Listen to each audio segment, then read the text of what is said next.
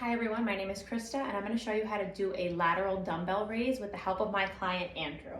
So Andrew is a 24-year-old male in good health with no mobility problems, and I picked this exercise for him because, like I said, he has no mobility problems in his upper body. He doesn't have any internal rotation, so he'll be able to do this exercise effectively.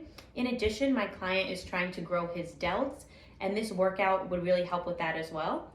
So basically, a lateral dumbbell raise is an upper body exercise that targets the muscles of the shoulders, and if done correctly, it could help strengthen and increase mobility in the shoulders. The primary muscles that will be worked out in this exercise are the deltoids, specifically the lateral deltoids, and the secondary muscles that will be used include the trapezius, the supraspinatus, as well as the core muscles such as the rectus abdominis and the obliques. If I were teaching this exercise to a client, I would break up the exercise into 3 phases: the preparatory phase, the central phase, and the terminal phase.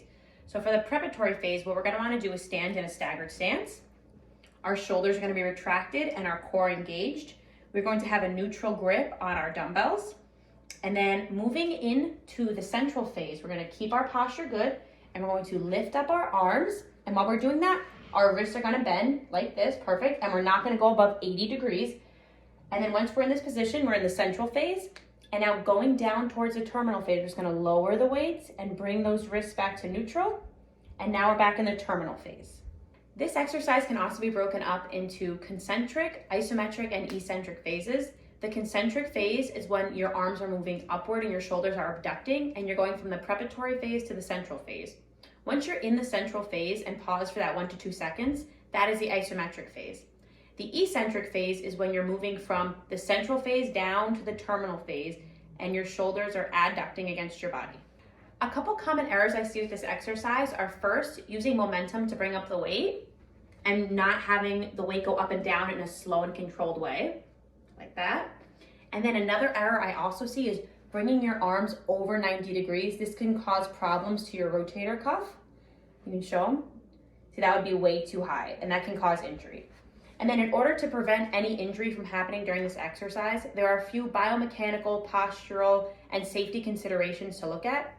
Like we just saw, we should not be bringing the weight up past 80 degrees. Additionally, we should engage our core and have our shoulders retracted throughout the entire movement. In order to see if the correct muscles are working, I'm going to palpate the lateral deltoid of the client. So first, you're going to want to ask consent before you do this. And then you're going to touch right here with 2 to 3 fingers when the client performs your exercise. Using NPI's points of evaluation and the grading system, I can continually monitor the client throughout the workout. I can look at things such as maintaining posture, maintaining muscle alignment, using controlled speed, and also using the correct range of motion.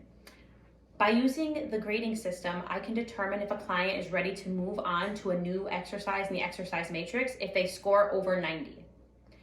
2 exercises that I would recommend for this client to do next are a lateral dumbbell raise, but in a more staggered stance, so almost like in a lunge. This would help him improve his balance and coordination. Similarly, the client can do a lateral dumbbell raise on one leg. This would also help to test his balance and coordination. And now my client is going to show you how to do a lateral dumbbell raise.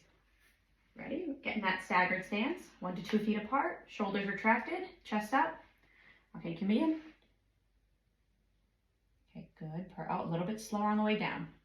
So up, stop for a sec, and back down. Perfect. Up. Back down. Make sure your arms are out straight. Okay, and one more. Okay, perfect. Okay, good, perfect.